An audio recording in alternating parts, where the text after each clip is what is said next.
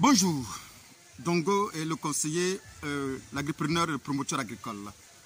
Alors ici, nous parlons uniquement de l'agripreneuriat, nous parlons du business agricole, l'agrobusiness, nous parlons effectivement des techniques pour réussir et des astuces pour réussir à vraiment imposer son projet, réussir à réaliser son projet effectivement. Voici le sujet que nous abordons sur cette chaîne. Donc alors, si vous êtes un amoureux de l'agriculture, si vous avez des projets agricoles, restez scotchés et restez, abonnez-vous sur cette chaîne. Je pense que vous allez avoir toutes sortes d'informations nécessaires pour pouvoir mener à bien votre production, votre projet. Alors aujourd'hui, nous allons essayer de tenter de répondre à certaines questions. Tous ceux qui suivent cette chaîne, ils ont beaucoup de préoccupations. Parmi elles, j'ai choisi de vous parler d'une seule préoccupation aujourd'hui: comment identifier la culture principale de son projet. Comment identifier la culture principale de son projet agricole. Ça, c'est très important.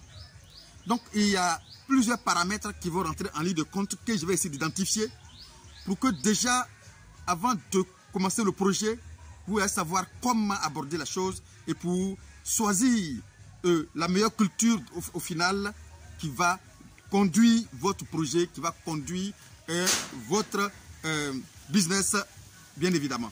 D'abord, il faut savoir qu'il y a deux choses qu'il faut étudier lorsque vous voulez réaliser un projet agricole. Aujourd'hui, à part de cette vidéo, si vous êtes débutant, à part de cette vidéo, si vous voulez d'arriver, que vous voulez vraiment faire l'agriculture, vraiment un métier, ne faites plus comme monsieur tout le monde. Ne faites plus comme des gens qui font des choses passe-partout. On ne vient pas faire ce que l'autre a fait, on vient faire ce qu'on doit faire et on vient faire ce qu'on a pensé, qu'on a trouvé être favorable pour nous. C'est ce qu'on vient et c'est ce qu'on met en place et ce qui donne des résultats. On va étudier le comportement de chaque culture pendant la production sur notre parcelle, d'abord dans un premier temps. Donc avant de venir, vous voulez mettre en place un projet agricole, la première des choses à faire, c'est d'étudier le comportement de chaque culture sur votre parcelle. C'est-à-dire, après avoir fini peut-être d'avoir la formation nécessaire, vous partez maintenant sur le terrain, là où vous vous trouvez, chacun dans sa zone, chacun dans son pays, vous allez étudier le comportement de chaque culture. Comment vous allez le faire? Je souhaite faire de l'agriculture maraîchère. Je souhaite faire l'agriculture vivrière. Qu'est-ce que je fais? Je identifie, je vais sur le marché, j'essaie de voir quelles sont les cultures que je vois sur les tables des femmes. Donc, j'identifie ces cultures-là et je prends chaque culture dans mon pays qui est consommée, effectivement, et je viens maintenant, je vais venir expérimenter ça sur ma parcelle. Je viens toutes les cultures que vous voyez sur la table. Pourquoi je dois prendre toutes les cultures que je veux voir sur la table des femmes? Parce que ce sont les cultures que les femmes la consomment. Mais il y a beaucoup de choses que je ne sais pas dans leur réalisation. Donc il faut que je puisse comprendre comment chaque culture se comporte sur moi, mon terrain, là où je me trouve. Parce que c'est parce que je suis à Boisseau que j'ai vu une personne qui a fait la tomate à Yamoussoukro que je vais dire forcément que la tomate va venir marcher à Boisseau. Si je ne prends pas soin de venir expérimenter la tomate dans la zone d'Aboisseau, je ne peux jamais connaître le comportement de la tomate dans la zone d'Aboisseau. Donc dans un premier temps, la première des choses à effectuer, c'est d'abord étudier le comportement de la tomate dans la zone d'Aboisseau. Même si j'ai assez de millions, je ne vais pas venir comme j'ai de l'argent débourser, eh bien, de tout simplement nettoyer des centaines de 3, 4, 5 hectares parce que j'ai de l'argent pour effectivement investir dans la tomate. Non, je vais d'abord connaître le comportement de la tomate dans la zone d'Aboisseau avant d'abord de voir si je dois investir de l'argent réellement. Mais puisque je viens maintenant en projet pilote, je viens d'arriver, qu'est-ce que je dois faire? Je dois connaître le comportement de toutes les cultures qui se trouvent actuellement sur la table des femmes. Et en fonction de ça maintenant, je vais cibler, je vais sortir une culture parmi toutes les cultures là, qui sera ma culture principale et les autres seront des cultures secondaires qui vont ramifier autour de ma culture principale. Donc du coup, lorsque je viens pour démarrer, je vais dégager ne serait-ce qu'un quart d'hectare. Je viens un quart d'hectare. Un quart d'hectare, pourquoi? Dans les un quart d'hectare, toutes les cultures que j'ai pu identifier sur le marché, c'est dans les un quart, c'est sur les un quart d'hectare que je vais déposer ces cultures-là. Et du coup, je vais parvenir, effectivement, puisque c'est pas une grande superficie, je vais parvenir à mettre toutes les conditions nécessaires à la plante.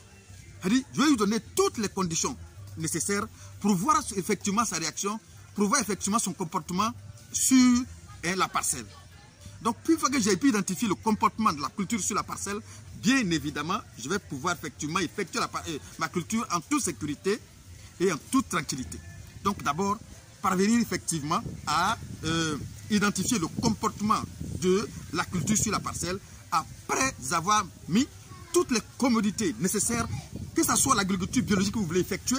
Je prends soin de mettre toutes les commodités en agriculture biologique et d'apporter tout ce qu'on appelle engrais biologique, engrais organique à la plante au moment où il faut l'apporter, comment il faut l'apporter, tout ce qu'il faut apporter à temps, bien sûr. Parce qu'il y a un chronogramme, il y a un calendrier culturel qu'il faut respecter pour que la plante puisse être à mesure de donner son potentiel. Alors quand ce n'est pas effectué, quand c'est effectué comme ça, vous allez voir qu'il y a des cultures, malgré toutes les commodités que vous avez mis sur la parcelle, il y a des cultures qui ne vont pas répondre convenablement. Donc déjà, ça vous permet d'identifier déjà les cultures qui répondent favorablement sur votre parcelle et les cultures qui répondent difficilement sur votre parcelle. Donc sur la parcelle déjà, à travers ces 1 quart d'hectare, vous parviendrez immédiatement à choisir déjà des cultures depuis là. À travers déjà le succès, la réussite, le comportement, le développement de chaque culture, vous pouvez parvenir effectivement à déjà commencer à prendre des notes. Alors, je pense que la tomate répond plus ou moins difficilement. Je pense que la courgette répond très favorablement. Je pense que la laitue, pape impeccable. Je pense que l'aubergine, pape impeccable. Donc déjà, je cible les cultures et par leur comportement, j'arrive à identifier ces cultures-là et je les note précieusement dans mon agenda. Et les cultures qui dandinent, ces cultures-là, comment améliorer leur évolution, leur comportement, je vais le faire par la suite. Mais néanmoins, les cultures qui ont répondu favorablement, je peux identifier une culture déjà sur le terrain, parce que cette culture a répondu favorablement sur le terrain. Je peux identifier une culture déjà qui se comporte mieux, facile à effectuer, et déjà qui sera ma culture principale, entre guillemets. Il y a une autre phase qui va venir. La deuxième phase, parce qu'effectivement, on a déjà identifié sur le comportement de chaque terrain et de chaque culture sur le terrain. Je sais maintenant sa culture que je peux faire facilement sur mon terrain. Maintenant, j'ai déjà identifié ça. La deuxième phase, c'est quoi? À la vente de chaque culture qui a réussi. Comment chaque culture que j'ai pu réussir sur la petite portion s'est comportée? Est-ce que cette culture-là a été difficile à vendre? Est-ce que ça a été facile à vendre? Est-ce que les gens ont beaucoup plus demandé? Ça fait un. Si la demande a été forte et les gens n'ont pas été réticents, n'ont pas trop discuté avant de payer, ça, je dois noter précieusement toutes ces informations qui me permettront effectivement de savoir si je dois vraiment faire l'extension de cette culture-là, agrandir cette culture-là. Ça, c'est une phase. La deuxième phase, effectivement, c'est au niveau des prix. À quel prix ces cultures qui ont réussi ont été achetées? Est-ce que ma culture qui a bien réussi a été bien achetée? Est-ce que les prix ont été très bons sur le marché? Waouh, ça c'est une autre phase. Donc du coup, j'ai pu savoir ces informations-là. Est-ce qu'après ça, les gens ont demandé? C'est à quelle période, effectivement, la demande a été plus forte? Et tout ça doit être saisi, noté. Parce que dites-vous bien que c'est un projet. Dites-vous bien que c'est quelque chose que vous voulez faire. Demain, votre activité principale. C'est une structure, c'est une entreprise que vous êtes en train de créer. Une entreprise ne se crée pas parce que l'autre a fait la tomate, ça a réussi, donc je veux faire la tomate. Non. Est-ce qu'effectivement, sur ma parcelle, j'arrive à faire la tomate convenablement? Est-ce que j'arrive à vendre la tomate convenablement? Il y a beaucoup de paramètres que il y a des informations qu'on ne peut avoir que lorsque on est sur le terrain, que lorsque on a commencé à faire la chose, que lorsque on a en train de faire la chose. Quand les gens vont venir, comment ça a été acheté? Et du coup, quand j'ai remis toutes ces informations, bien évidemment, je vais avoir maintenant entre mes mains tout le nécessaire pour savoir qu'est-ce qu'il faut faire, pour savoir comment il faut le faire, pour savoir quand il faut le faire et pour savoir ce que je vais tirer comme résultat.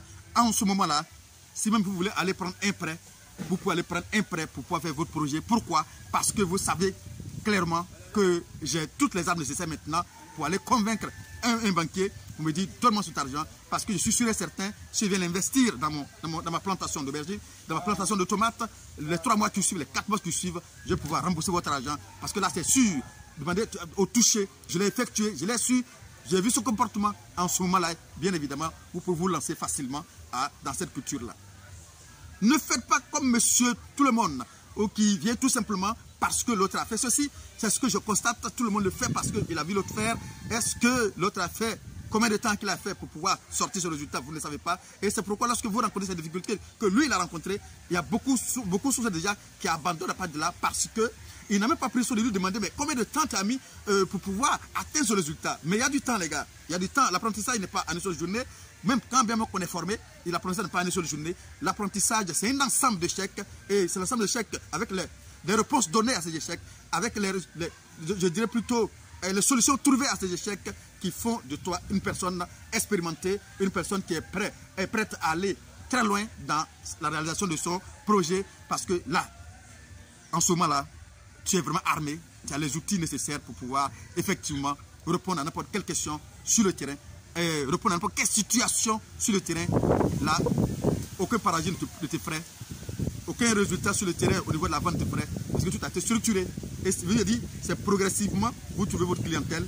C'est pourquoi si vous commencez avec 1,5 hectare, vous allez avoir d'abord le résultat d'1,5 hectare et qui vont appeler le résultat, les clients d'un hectare. Et du coup, quand vous avez le résultat d'1 hectare qui est vendu, ça va appeler les clients, je dirais plutôt, de 2 hectares. Et c'est comme ça il faut grandir un projet et non aller se jeter. Et après, on m'appelle pour dire j'ai telle production, j'ai du mal à vendre simplement parce qu'on a eu des difficultés pour décoller, on a eu des difficultés pour poser clairement notre culture, tout simplement parce qu'on n'a pas respecté les normes, on n'a pas respecté comme, disons, les procédures normales de succès en matière agronomique. On n'a pas respecté la procédure. Il y a une procédure, c'est de savoir démarrer, trouver progressivement ses clients, progressivement ses clients, progressivement ses clients. Oui, j'ai un de mes élèves qui traverse cette même situation. Il a fait assez de laitue. Malheureusement, il m'appelle pour dire la laitue est arrivée. Il a eu des difficultés parce qu'il y a assez de plants de laitue. Et puis, vous savez, la laitue est facilement périssable. Quand vous laissez une période, quand ce n'est pas consommé, ça sort des fleurs. Une fois que les fleurs sortent, c'est terminé, on ne peut plus consommer. Donc tout ça, je vais dire, ça, ce n'est que partie remise. Tu notes quelque part là, et puis tu tires les leçons qu'il faut, et vous allez voir que demain, ça y est, les situations t'arriveront plus. Parce que tout simplement, tu sauras combien de planches qu'il faut faire. Parce qu'en fonction de ta clientèle, tu vas agrandir progressivement le nombre de planches à effectuer, jusqu'à ce que tu atteignes 50 planches par réalisation, 100 planches par réalisation, parce que tout simplement, tu es sûr d'avoir les clients de ces 100 planches, bien évidemment, qui sont déjà là. Voici un peu une expérience, mon expérience que je vous partage tout simplement, pour que déjà, avant de passer à l'action, bien que vous ayez des formations nécessaires, essayez de ne pas faire la monoculture, choisissez plusieurs cultures et sortez la culture qui se présente mieux, qui est favorable à votre réalisation, favorable à votre projet. C'est ce qu'il faut choisir. Maintenant, la culture qu'on aime beaucoup, par exemple, je peux aimer la tomate qui répond difficilement, mais par contre, qu'est-ce que je fais? Qu'est-ce que je dois faire? Puisque j'aime la tomate, maintenant, je vais créer les conditions de vie de ma tomate parce que c'est ma culture que j'aime beaucoup. Mais néanmoins, j'ai une culture déjà qui me permettra de créer les conditions de ma culture principale, de ma culture que j'aime beaucoup. Et en ce moment-là, je vais parvenir à monter progressivement, à créer les conditions de ma culture que j'aime beaucoup, c'est-à-dire la tomate, et avec l'argent de la culture qui m'est favorable. C'est la culture la culture bordel, la culture passe-partout, qui va m'aider à pouvoir effectivement réaliser ma culture que j'aime bien. Voici un peu ce qu'il faut comprendre quand vous démarrez un projet agricole. Ça, si vous mettez en pratique, vous allez voir que ça va vous éviter de faire des déchets, de faire des reprises à zéro et de faire des erreurs qu'il ne faut pas effectuer. C'est encore le même Dongo. Je vous ai dit, abonnez-vous si vous voulez vraiment des astuces pour pouvoir grandir dans vos différents projets agricoles. Vous verrez très vite, cette chaîne va vous aider à aller très vite dans la réalisation de vos projets. À bientôt encore une fois pour une autre vidéo. Merci.